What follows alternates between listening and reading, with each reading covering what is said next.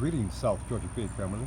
In this evening's quick video, just a brief peek at our now 80-day-old cold CDD Mutante fig tree that we rooted during our rooting 70 fig tree cuttings in water propagation experiment.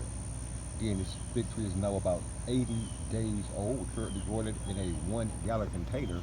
And this South Georgia Fig family, this is what our now 80-day-old cold CDD Mutante fig tree is currently looking like. Take a look at this. Bam!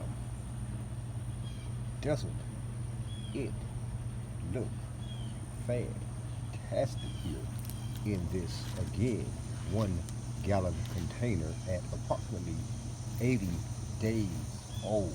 Again, we rooted this cold CDD Mutante fig tree cutting during our rooting 70 fig tree cuttings in water propagation experiment here, again about 80 days ago.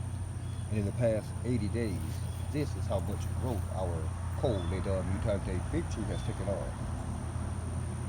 We're super excited to see this amount of growth in just over 2 months here at South Georgia Figs, and we'll bring you guys back in about another 30 days at day 130 and show you guys what our cold CDD Mutante fig tree is looking like at that time.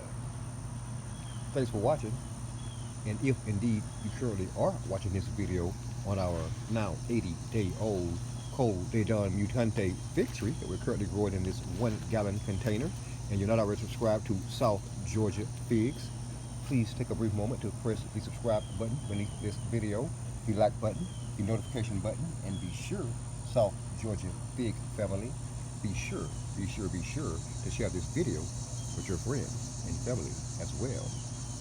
Yeah, growing cold CDD Mutante fig trees in containers here at South Georgia Figs, Grow Zone 8B, right here in Tifton, Georgia.